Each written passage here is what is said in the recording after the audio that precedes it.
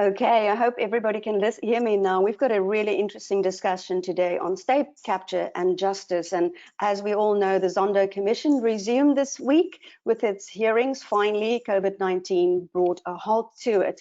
And to discuss state capture and justice, we all feel that the wheels of justice in South Africa is grinding way too slowly, that people with powerful positions are linked to state capture, and they seem to just be continuing in those positions. And today we have two very powerful guests to discuss that. We've got Pierre de Vos. I'm just going to go to his slide, and if we can just start, he's of course Professor Pierre de Vos. If you can start, please, with just introducing yourself, please. Okay, so yes, I teach at the University of Cape Town, although at the moment we're not really teaching, we are remote teaching, which is not the same thing. And that's about it. I have nothing else to say. I speak a lot and I make people cross sometimes with my opinions. Well, I think Max du Preez can definitely relate to that. Max, quick introduction of yourself, and congratulations. Of course, we haven't, spoken since you restarted Vrye Weekblad. Yeah, vryeweekblad.com. I think when people in these public forums introduce me or ask me to introduce myself, the best introduction I can think of is the biggest compliment I ever had when Pierre de Vos at his last press conference pushed me with his finger on my chest and said to the whole international press conference, "Ladies and gentlemen, this is the man who spent his entire life making trouble for other people." That's an accolade. That's an absolute accolade. Well, if we can now go to state capture. The Zondo Commission restarted. We all think it's going to slowly appear as they pick up, and I see Prasa is in the chair this week. It was Paul Molefe testifying. Just catch up our audience. Where are we now with the whole investigation into state capture? And I think the questions that a lot of people sent me, why is it taking so slowly? Yeah.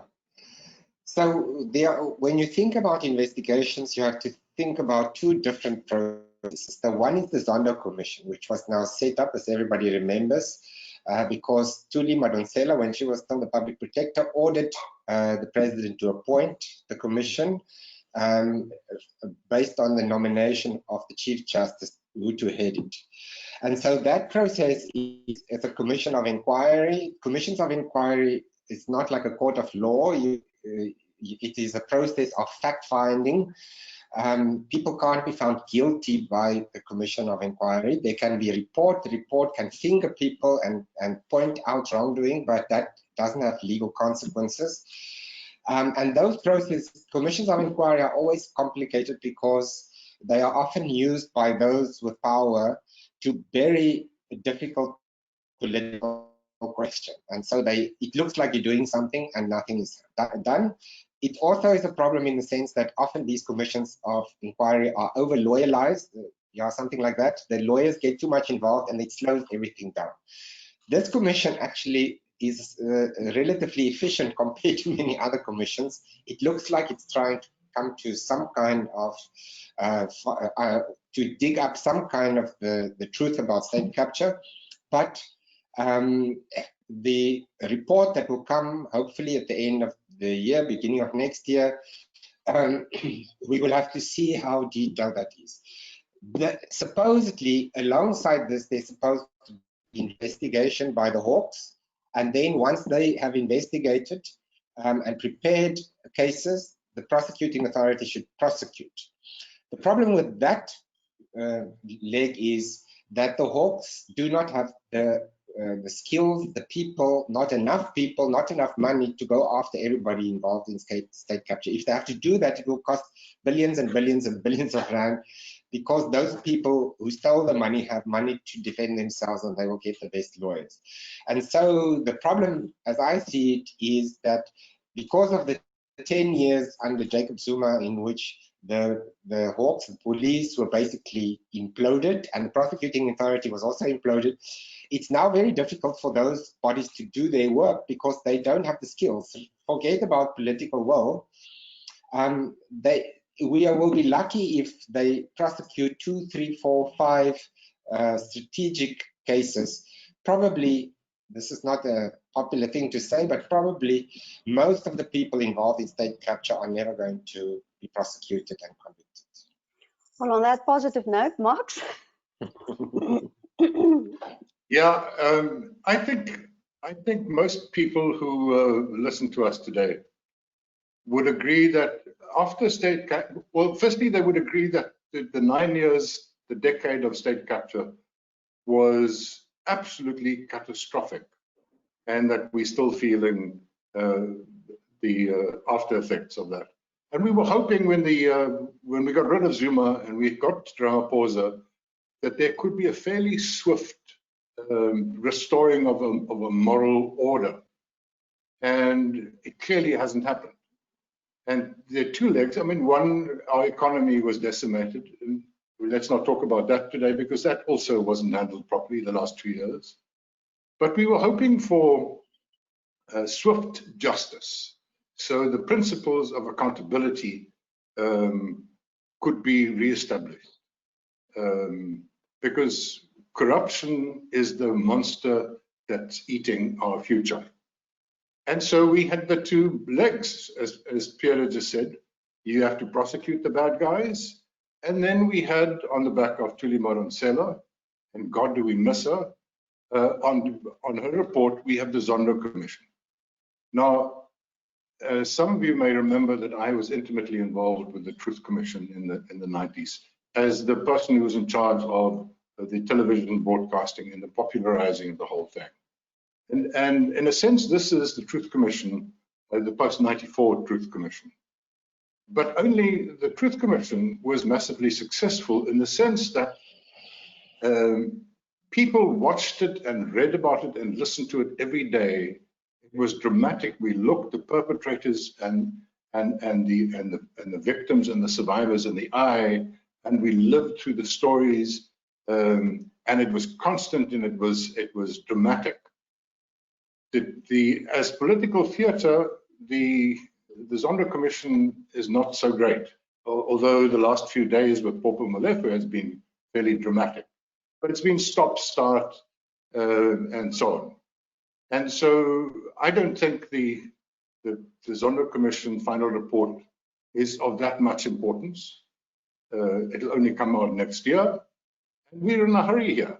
We needed to recover from state capture. It's more than 2 years already, and we're still not there. So we can't wait for that kind of slow process. What citizens wanted to feel is a sense that justice is being done, and they don't get that from the Zondo Commission by the very nature of commission. As Pierre said, it's inquisitorial, it's not adversarial. You can't put the bad guys in the box and grill them and confront them with the facts. And then again, I think the failings of the Zondo Commission can also be blamed on the continued fractured state of our politics and the infighting inside the ANC. We saw Jacob Zuma, who is the main actor in the state capture thing, go to the Zondo Commission and toy around, make a mockery of it. Many other lawyers who represented some of these main characters abused the system, and they played on the divisions in the ANC and the fracturedness of our society to delay the process and play all kinds of games. So I don't think the problem is Mr. Justice Zondo. I think he seems to be a man of great integrity and wisdom. And when I listened to him yesterday, nobody had ever, in a position of power like him, had ever said that about the African National Congress that the judge said yesterday. So my sense is almost, it's a very expensive process. It's R500 million or something like that. And maybe in hindsight, we would have been better off giving that $500 million or more to Shamila Batoy and say, staff the National Prosecuting Authority and the Hawks with a whole bunch of really professional investigators and prosecutors.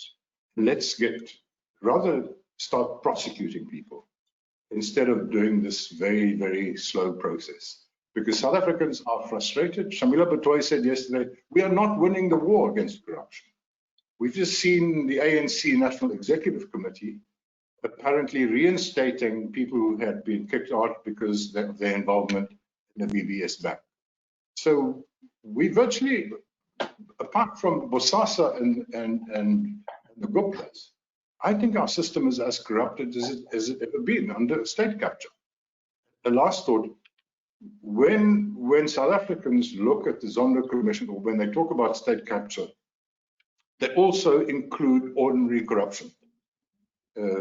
So state capture has become a word that includes corruption, and it should. State capture is a specific thing of private individuals using the state to enrich themselves and taking over some of the powers of the state, like the Guptas had done. Bosasa, for instance, one of the more successful chapters of Zondo, had very little to do with state capture. It was pure corruption.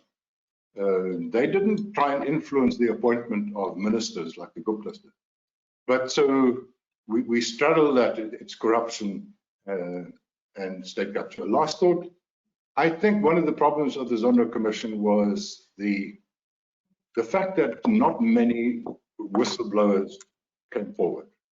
Whistleblowers, I mean, think of people like Angelo Agrizzi.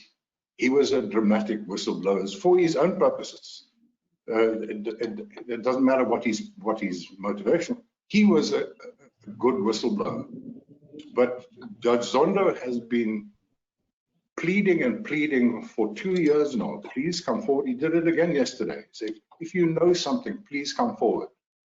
But it's a reflection of our political culture, our continued political culture, that people are A, scared to come forward, and B, I don't think it is yet the state of mind in the Luthuli House that being corrupt is really a scandalous thing.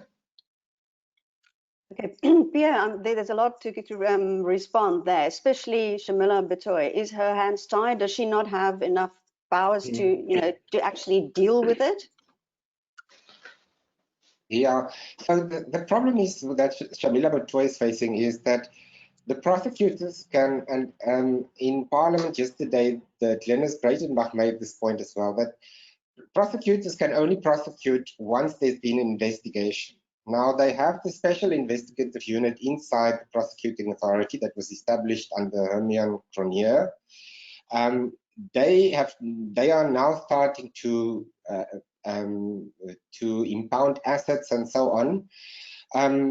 So there's maybe a glimmer of light there, or that might lead to prosecutions. But the big problem is that for state capture, but for corruption generally, you need the ordinary police and the Hawks specifically, that part of the police, to do the investigations. For that, you need people who can actually do the work. You need people who are going to really be fearless, and so that's where the problems start. So I'm a little bit sympathetic to Shamila Batoy in the sense that she doesn't get the material to do the prosecutions, but even if she did, the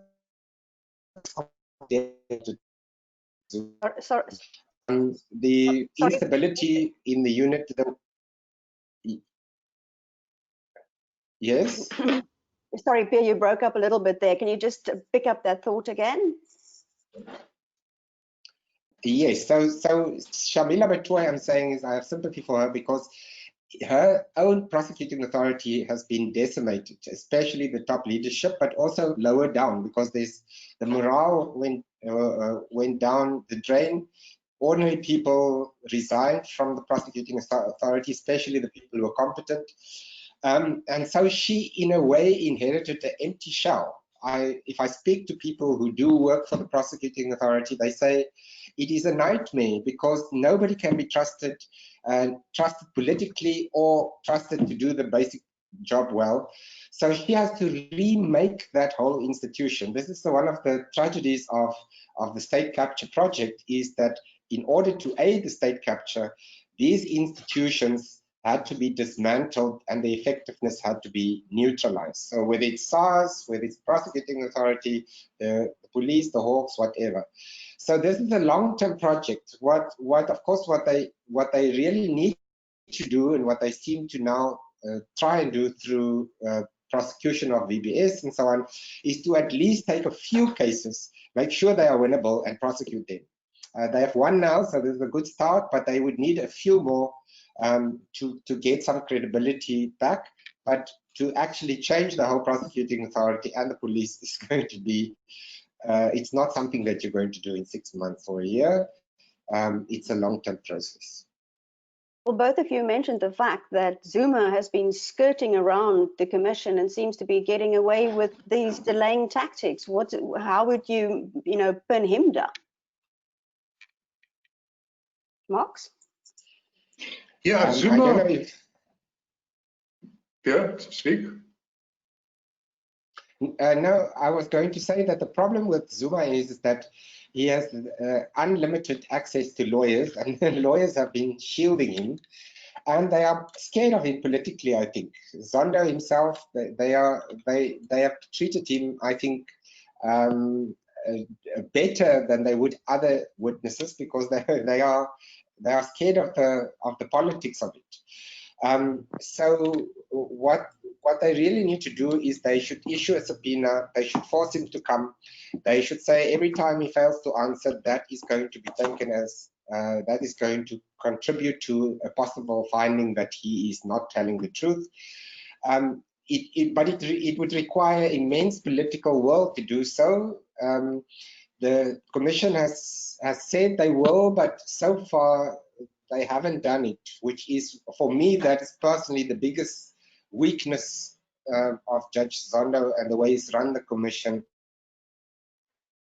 is the way he has treated Jacob Zuma in a way with kid gloves, giving him special treatment because he's the former head of state. Yeah, Max, I totally agree with that. He was overly polite. I think most people who watched this couldn't believe how polite he was and how he let Zuma get away with stuff. Remember Zuma's first appearance, he went into an entire morning of a monologue of how he had been persecuted all his life for the last 40 years. And he directly said that this commission is part of that process. And then when he was asked afterwards about certain things, his memory suddenly disappeared. He remembered everything from 40 years ago, but he couldn't remember anything from 5 years ago. And he got away with it. But talking about Zuma, Zuma is more a symbol now than a factor. I mean, for one, his court case, compared to the crimes that we've seen committed in the last 10, 15 years, his involvement with Shabir Sheikh is like jaywalking. Since when do we prosecute people for R1 million? We start with R1 billion. And I think that's part of the thing, is it is so old. He's now getting old. He's not a political factor anymore. There is no Zuma faction anymore. The Zuma faction actually calls himself the RET faction. It's led by Mahshule. But I think what Cyril Ramaphosa bargained on when he took over in the beginning of 2018, his whole new dawn idea was that Zuma will be in court and soon in jail or whatever. And then one after the other of all his opponents in the RET faction, the old Zuma faction, would be discredited either by the Zondo Commission or they would go to court. And that's one of the reasons why Ramaphosa appears such a weak leader, because all these guys are still there. I mean, It is hard to imagine this happening in any other country. But some of the key people in state capture have since been promoted to senior positions. I mean, look at Mosebenzi Zwane, one of the more blatant people in the Gupta saga. And look at Ace Magashule, who's the CEO, the Secretary General of the ANC. I mean, there's been a book on him. There's been Peter Louis Meiberg and others have published stuff about him that are dossiers in themselves. And yet he still runs the governing party. So how are we going to re-establish a new moral order and accountability with that being the case?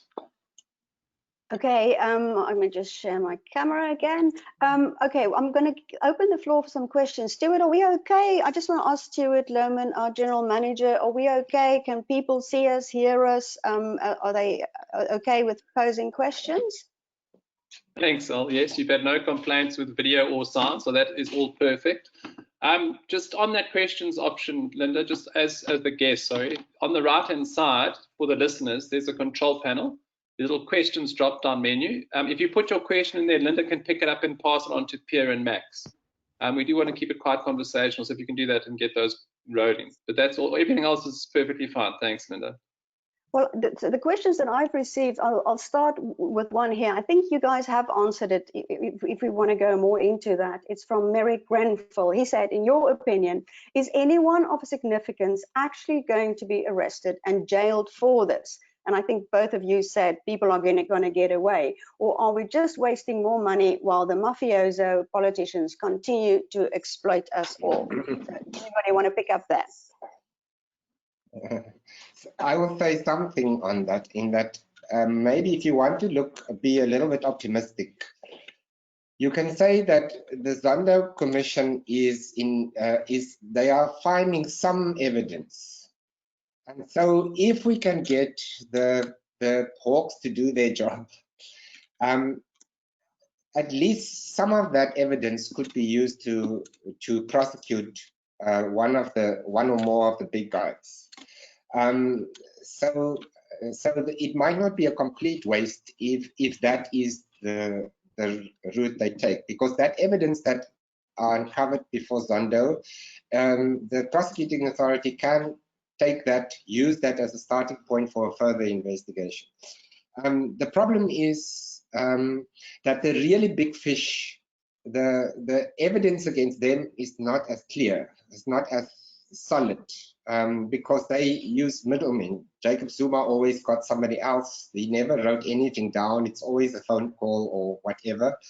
And so it is not so easy. There's not like a magic bullet that is going to get him nailed. We all know that there's a huge problem there, but the way that they work is that it's usually the one level down who doing the dirty work. And so that makes it more difficult for anybody of real significance to be prosecuted. If I had to put my money on anyone, it would be Ace Magashule. You, Max? Yeah, I see no world where Ace Magashule will not be prosecuted. And I'm sure if they really refuse to prosecute him, although Gerrie Nel will pull something out of the bag. The sub judice, I mean, the prima facie evidence against Ace Magashule is just too big. And it's not only the Estina milk dairy farm. There are lots of stories. I think the evidence against Mosebenzi Zwane is overwhelming, because it was blatant. He was personally involved in procuring stuff for the Guptas. But then you get to Bosasa. There's some low-lying fruit, low-hanging fruit, I would say. Nomvula Mokonyane, people who receive money. Now, we remember that Shabir Sheikh got 15 years for some of this stuff. And some of this is similar. Nomvula Mokonyane took money. I mean, there's no doubt about that. Whether in the form of packets of fried chicken or whatever it was. So Then the big question is, will Julius Malema and Floyd Shivambu be prosecuted?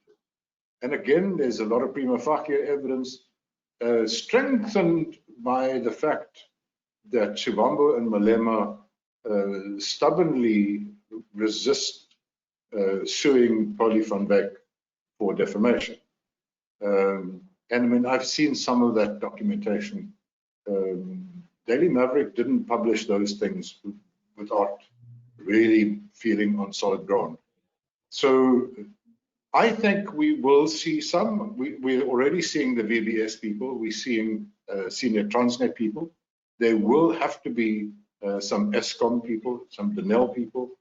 That information is strong enough. And some of the big guys will get away, but the impact, the political impact of prosecuting someone like Ace Magashule and Mosebenzi Zwane will be massive. And I think we can be rest assured that they will try and use the same tactics as Zuma, that we've been avoiding his court date for a decade. But I think Shamila Batoy said this last week. She said, we are aware of the danger of people just dragging these court cases on, and we are looking at ways of preventing it. Here's a really interesting question. It comes from Kathleen Rogan. She said, what was on Zuma's sick note? So what was the excuse he had when he couldn't come to the Zondo commission? Do you guys, any of you know? Well, initially there was it was a note that said he's not well, with a scribble underneath, and that's why the judge said this is not a sick note, and issued summons for his arrest.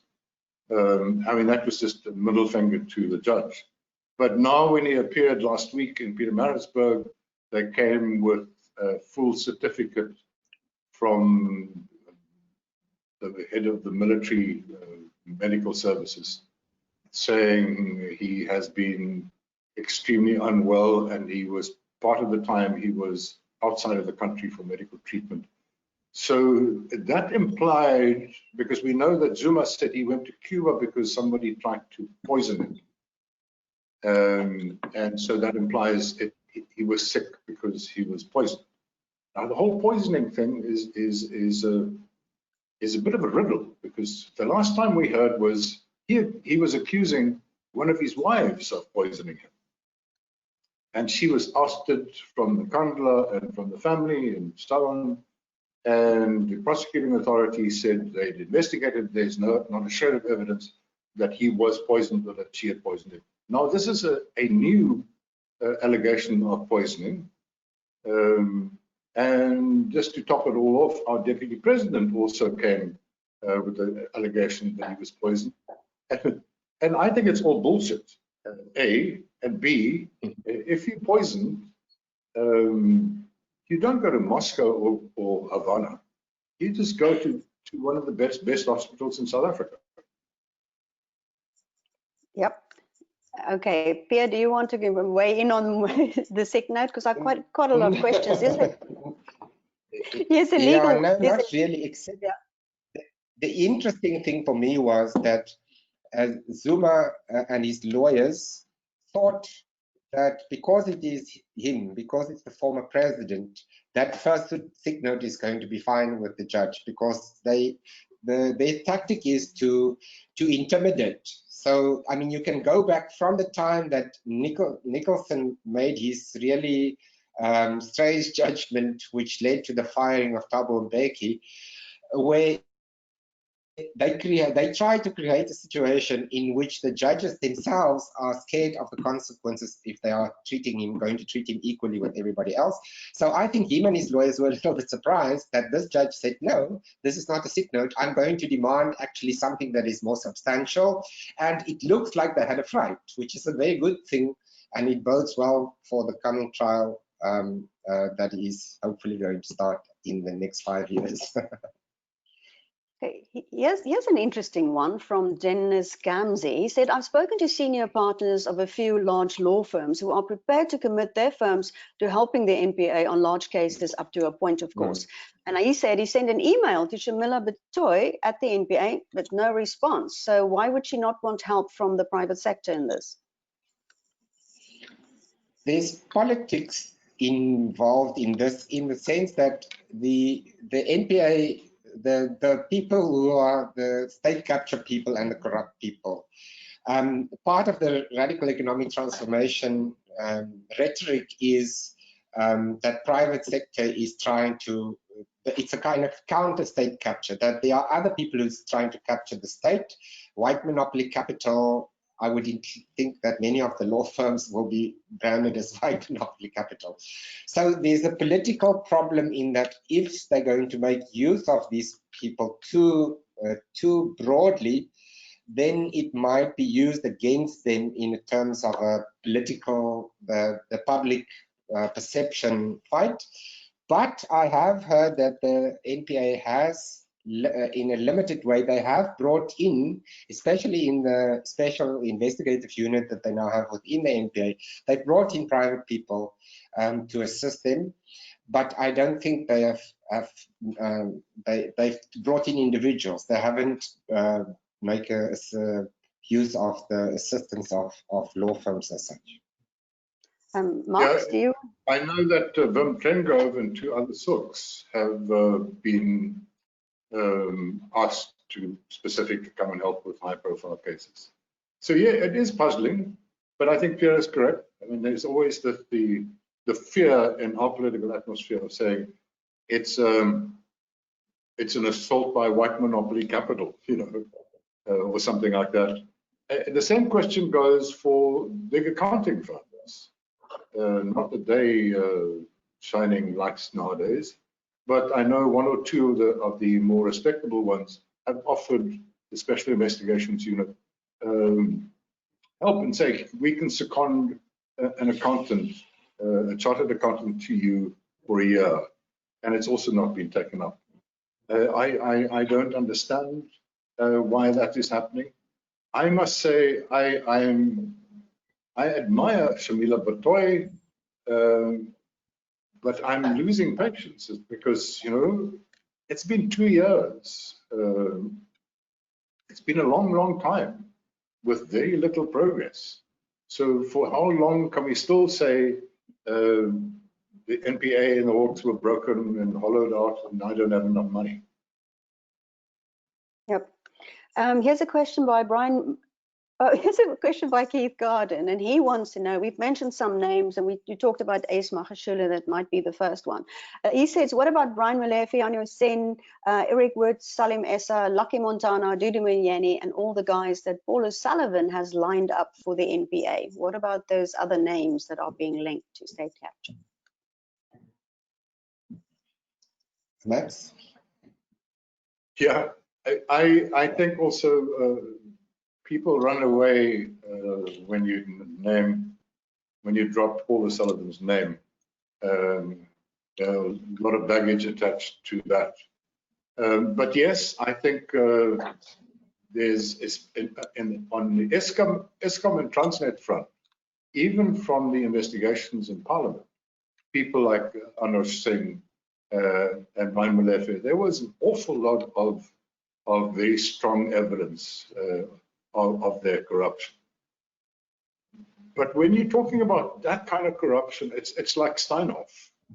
I can't see Steinhoff going to court in the next 10 years because it's highly specialized. You don't get a detective to go and ask a few people something and take a few fingerprints.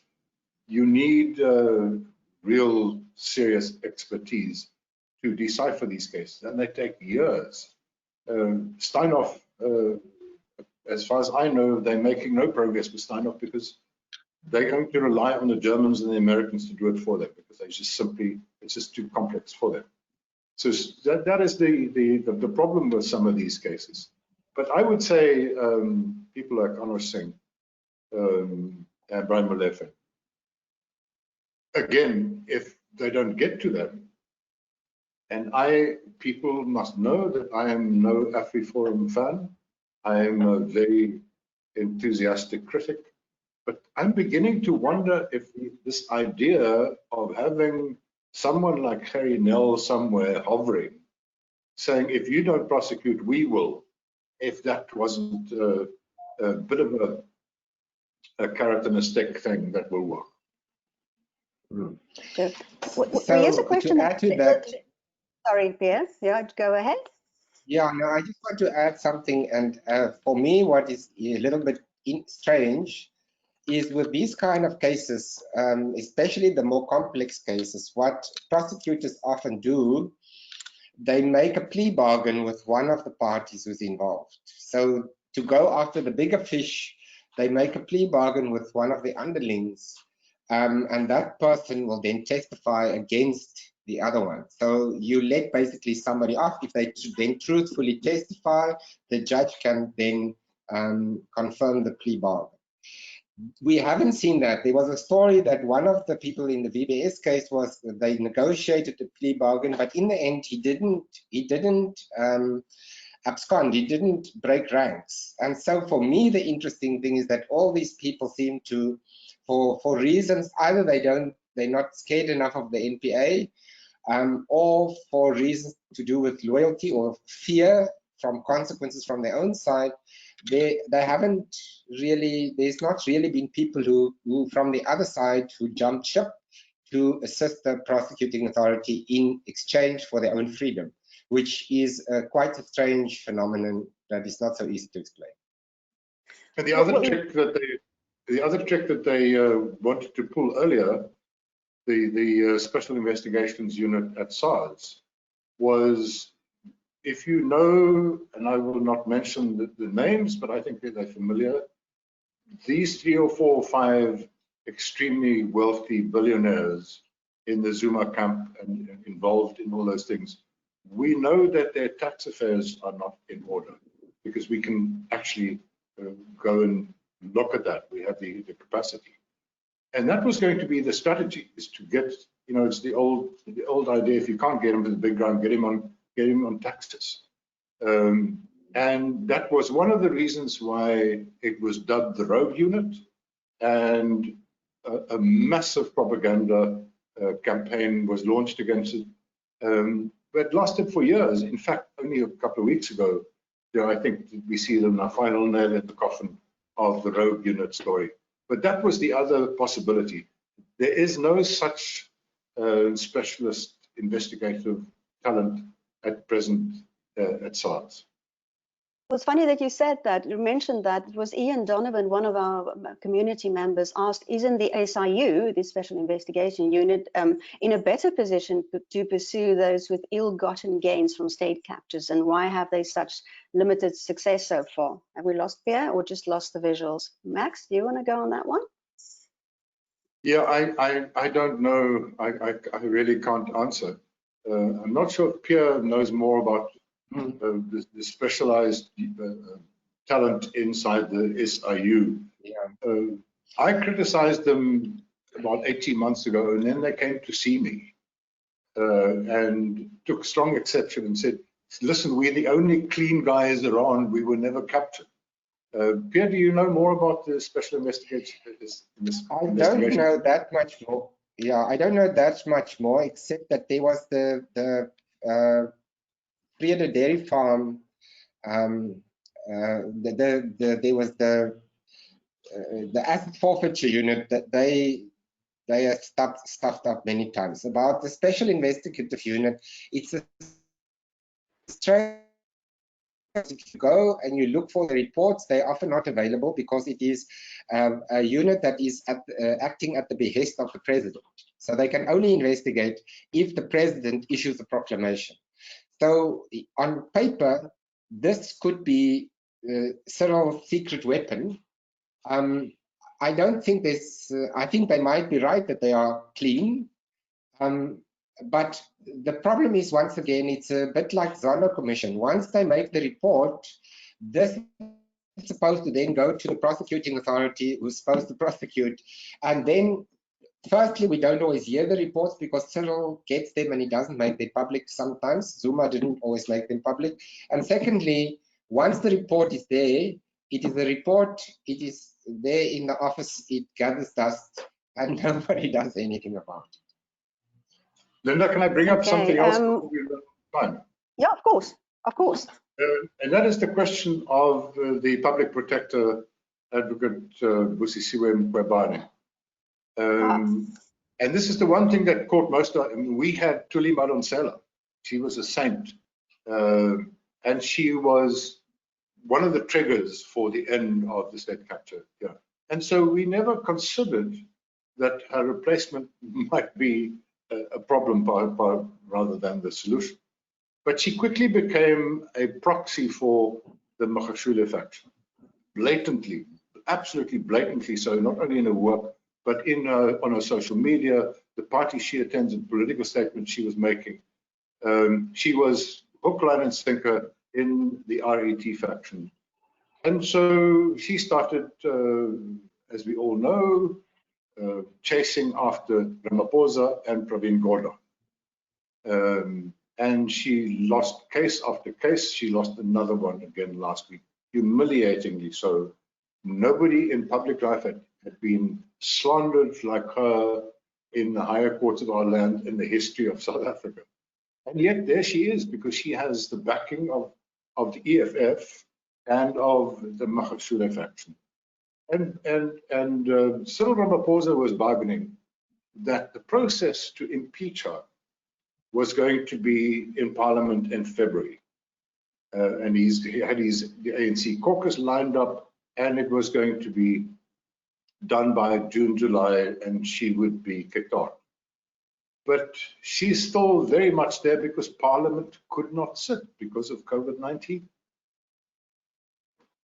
Yeah, well, that's the question. How long, is she going to last?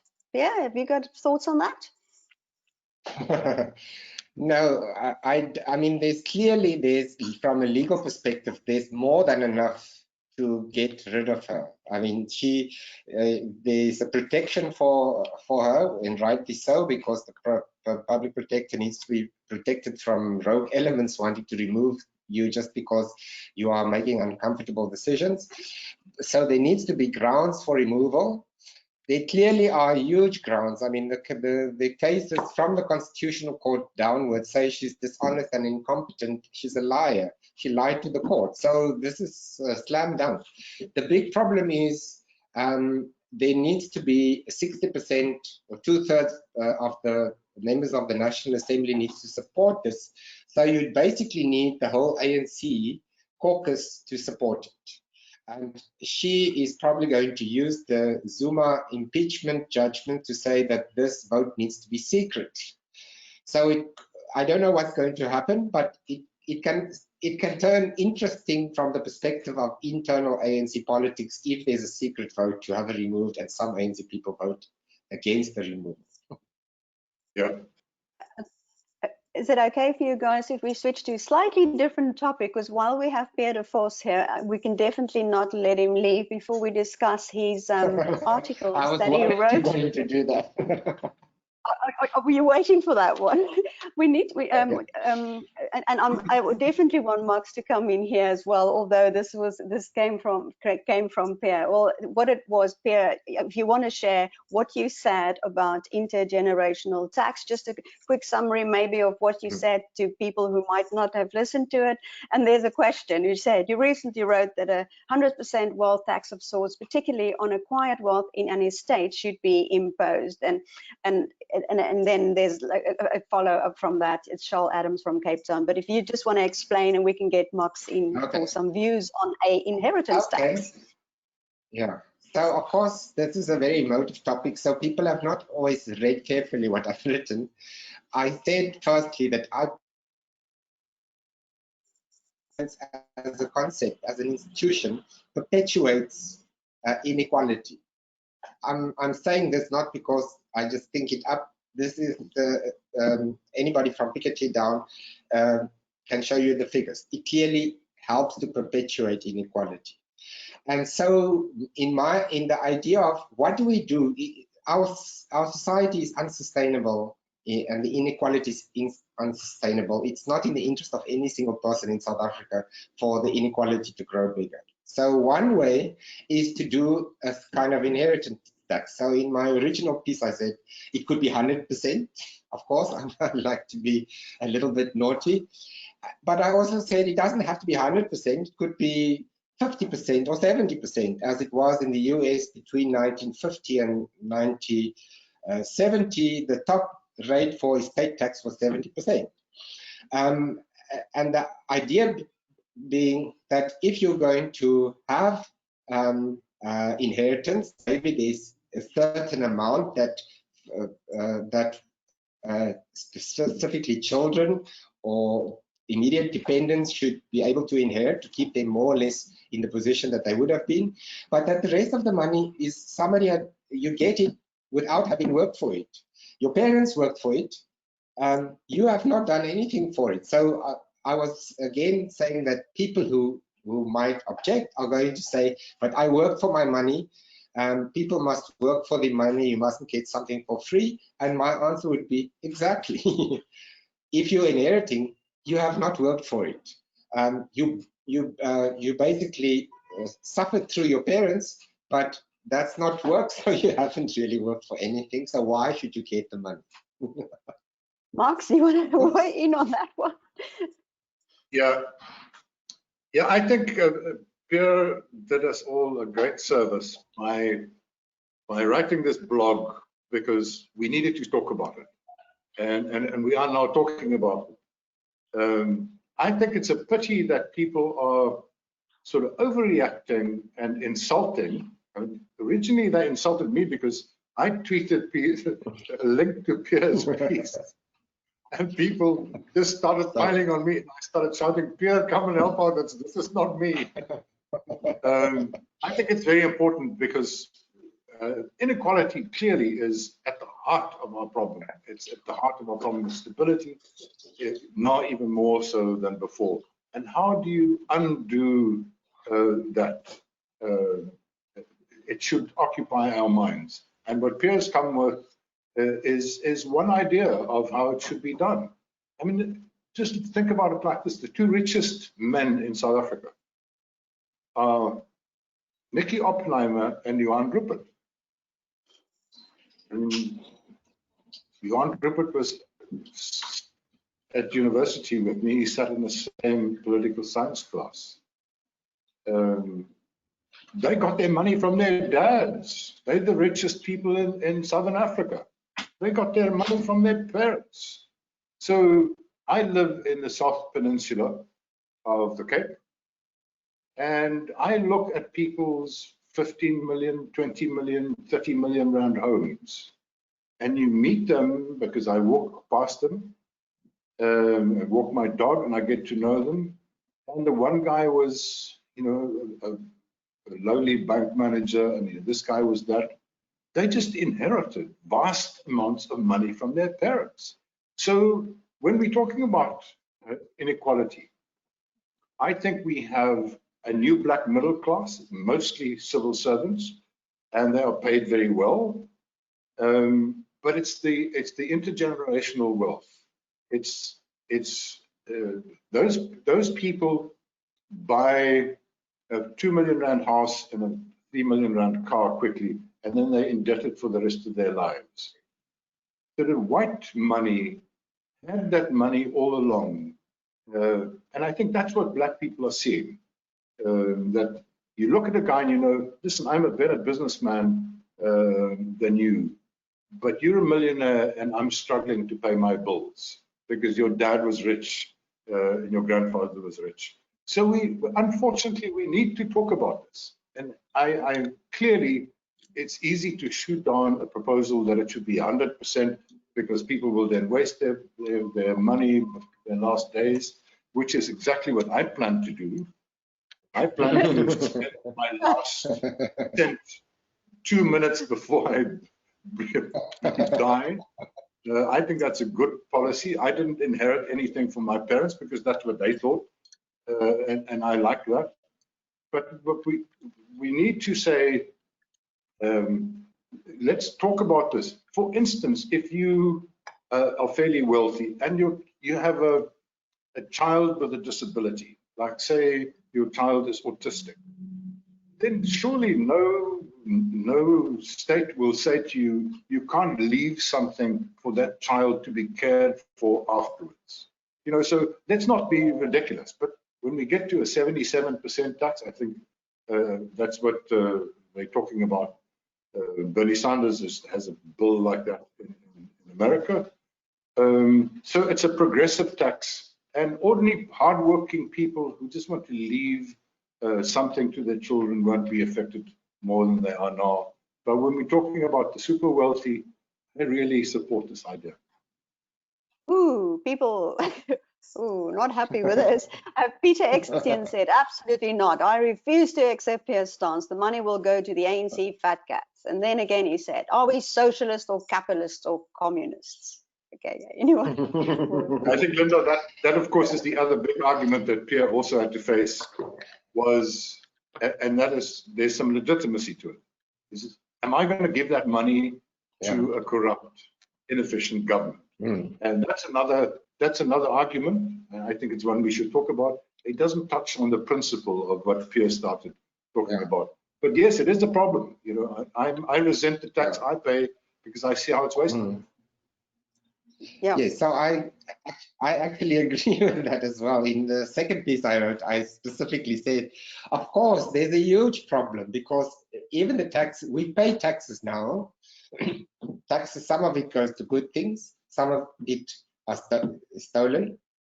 But we don't say, well, I won't say that because of that we shouldn't pay any tax and we should just let all public services collapse. I'm not going to say that.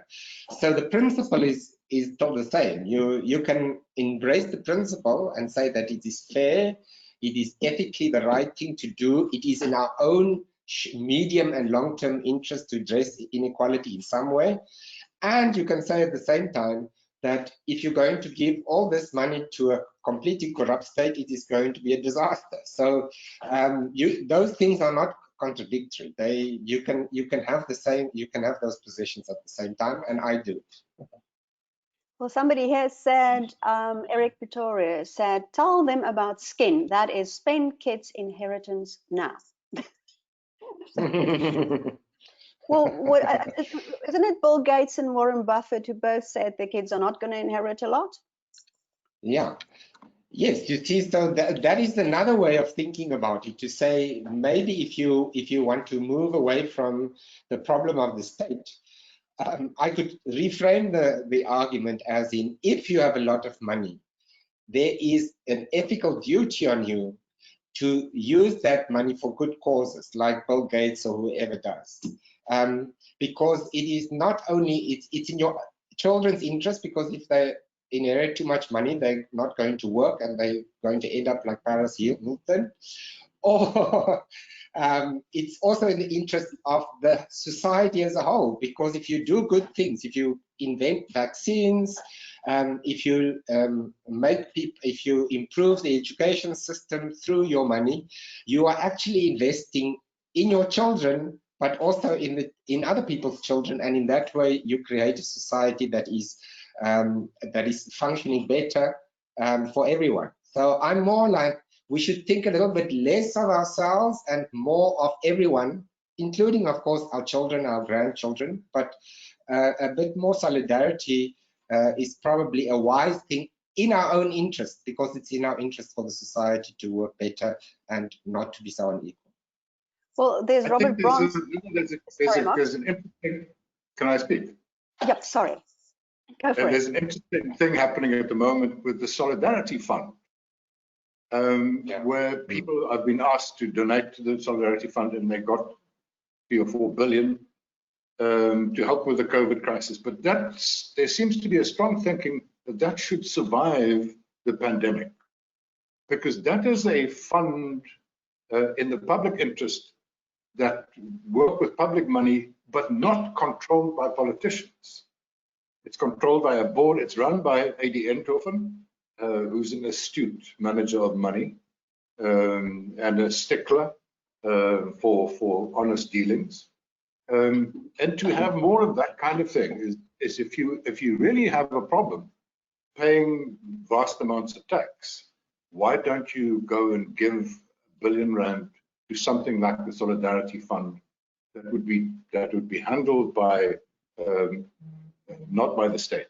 And the same thing with the Motsepe money and the Anglo-American Oppenheimer money and the Rupert money for COVID, billions and billions. They are not being handled by the state. It's handled separately.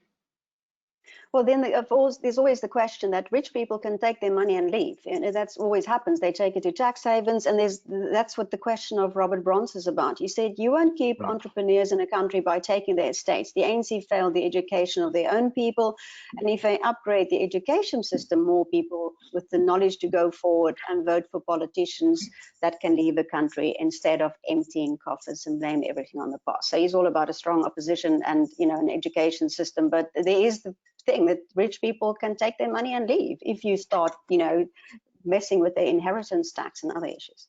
Well, the research showed that rich people are already doing it in empirical research. So you actually look at the numbers, show that poor people and middle class people are much more tax compliant and have much higher tax ethics than rich people. Rich people use their money to evade paying even the existing taxes. This is empirically shown. And so this is an existing problem. It's already there. Of course, people who are cleverer than me and know more about the tax system and the international monetary system are probably going to be able to work out ways of limiting this. You're never going to stop it, but it's already happening. It's not as if rich people are not avoiding paying their taxes either legally or illegally. Yeah, Max, what do you say about rich people just going away from the country then? Yeah, that is an obvious counter argument that people will just take it, but as Pierre says, it is happening anyway. I mean, look at the top 100 richest individuals in South Africa, and then you find out how many of them still live in South Africa. Not many. Not Koos Becker, not Johan Rupert, not Nicky Oppenheimer. Of the top 10, it's only Patrice Motsepe, and the rest of them have left. So yeah, it is a problem, and I don't think one can stop people from taking their money out.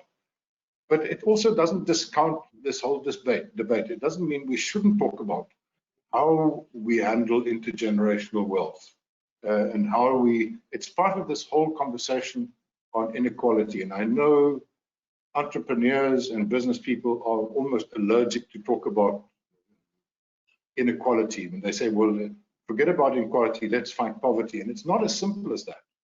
You've got to, of course, fight poverty, but you cannot neglect the idea of inequality being one of the biggest threats to our stability. I'm just, Stuart, how are we with time? Are you guys still available? Do you have to go? I have another meeting. I have another meeting at 1. Yeah. Okay, Pierre, just last question for you. And if Max, if you don't mind, I'm just going to want to keep you on about the comment you made about billions that are again available now with PPE and the construction program that Ramaphosa announced. And there's actually new opportunities for state capture. We can get to Max now that. But just one quick question, Pierre. Somebody said this is not the first time suggesting a health tax, Prof. de Vos. A number of European countries tried it and realized it will not work. No country is using it anymore. Why do you think it would work here? Yeah, that's not actually true. Several countries have a relatively high estate tax. Japan, they have a conservative right-leaning government. They just improved their top marginal rate estate tax to 55%, I think. So, of course, not 100%, but it is a tool that is used by some countries. There are many, of course, those of us who are the academics, the economists, many of them say this is actually a more efficient tax than other kinds of taxes. It's also a tax that is paid not on the living. So you don't have, some people say it's more unfair to tax you while you're alive. It's better to tax you once you on your estate once you are dead, because it is a less unfair tax. You have the money available and you can waste it if you want to before you die. So. Okay, Pierre, if you've got to jump on another call, Max, do you mind if we, and thank you so much, Pierre de Vos, Prof. Pierre de Vos, for joining us. I'm sure you a lot of questions, and you know, if people want to ask more questions, like, you know, I'm sure they can go to your blog. Bye, Pierre, and Max, can we hold on to you for a little bit? Okay. Yeah, not too long. I've also got something coming up, but let's just quickly. I just want to ask you. You said, thank you, Pierre. Bye. Thanks, Pierre. Max, just quickly, just one of this last one, in an article you wrote, you said there's billions out there again, so people are going to say, woo, want to cash in. So state capture, there are new opportunities for state capture right now in the procurement of PPE and also for this construction projects, or these projects that Cyril Ramaphosa announced. Yeah, and that it is of deep concern to me that even in this crisis, we see the culture of stealing continuing. And we saw it with the Diwe Sisulu's special advisor, who was caught trying to steal a couple of million off one of the PPE contracts. We saw it with a lot of local councillors, especially from the ANC, were stealing the food from the poor to try and sell or to give only to their own supporters. It's what I said earlier, the culture of stealing, the corrupt culture has not ended. It is not a scandal in South Africa to be caught being corrupt. If we look at the huge infrastructure spends of the last 20, 15 years, we don't know really where that all went. And now we're talking about vast amounts, because infrastructure and social spending will now be, social project will now be the silver bullet of Mboweni and Ramaphosa to get the economy back on track. But I really am concerned that so much of that money will be skimmed off. And that's why it was a good topic to talk about today. We don't have the prosecutions, and the Zondo Commission is just a slow process that has no real impact on us right now. And I'm concerned about that. And now that people are getting poorer and poorer, the incentive to steal is much bigger. And how do we counter that? I think there's, I mean, we can talk about Shamila Batoy and Hermione and specialist investigations units and all that kind of nonsense. I think the short and medium term answer is, let's invest more in investigative journalism. People like Amabungane and Daily Maverick and a whole lot of us, and we have done major jobs in ousting, in publishing information about corruption. So that's the one thing. Civil society. We have KSAC, we have Corruption Watch, we have all these things. We need to get more involved. Civil society is our future. We have a useless government. If people thought we had some efficiency, at least in our cabinet, well, then look at their performances during the COVID crisis. Look at Fikile Mbalula over the last 48 hours. Look at Nkosazana Dlamini Zuma. There's no talent there. There's no discipline there. We just keep on hearing Cyril says, you know, he's caught up and he can't trigger a palace revolution, and then he's going to be out, and then it's going to be chaos. So I'm saying it's time, like in the 80s, in the late 80s, when civil society activists started mobilizing, and like towards the end of Zuma, civil society started mobilizing. That is the answer. Use the courts. The courts are still there. They are still functioning. They are still vaguely independent. So journalism, investigative journalism, people must invest in journalism. People must pay for journalism. Journalism is not for free. this kind of journalism is very expensive.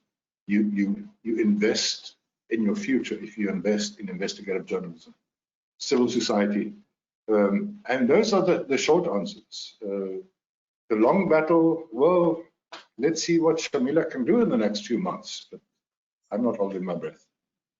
Oh, Max, thank you so much. We've lost Pierre now along the way, and I'm sorry I've run over, and I'm sorry for the questions that we didn't get to. There were a lot, but I think you guys have answered a lot. Thanks for your time, and thank you, and keep up the investigative in journalism. Of course, I support the point that you need to pay for journalism. Thanks, Max. Have a good day. Daar in die Kaap. Bye. Bye. Bye.